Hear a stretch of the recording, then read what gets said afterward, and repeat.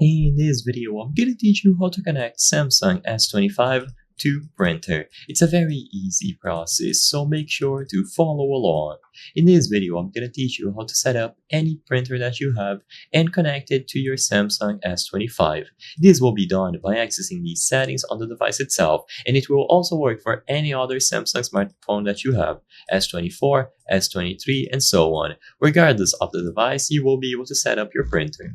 So to start, head over into the settings of your Samsung smartphone.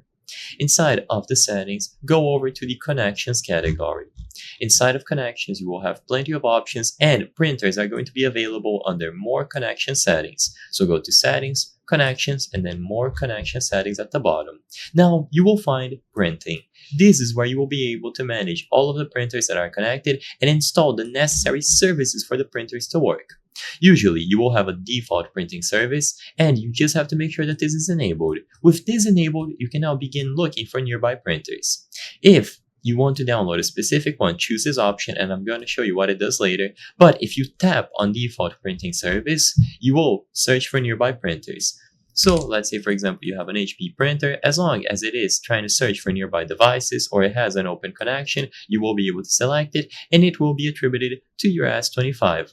With this done, you can now issue commands using your smartphone.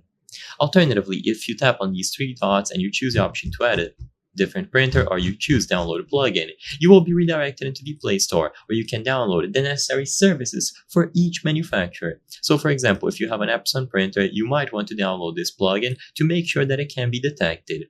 If all else fails and you cannot do it through these settings as I've displayed here, I recommend going into the Play Store and downloading the respective application. So for example, Epson will use iPrint, so you go into Google Play and you look for their application instead.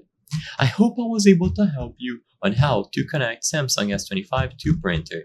If this video helped you, please be sure to leave a like and subscribe for more very easy tips. Thank you for watching.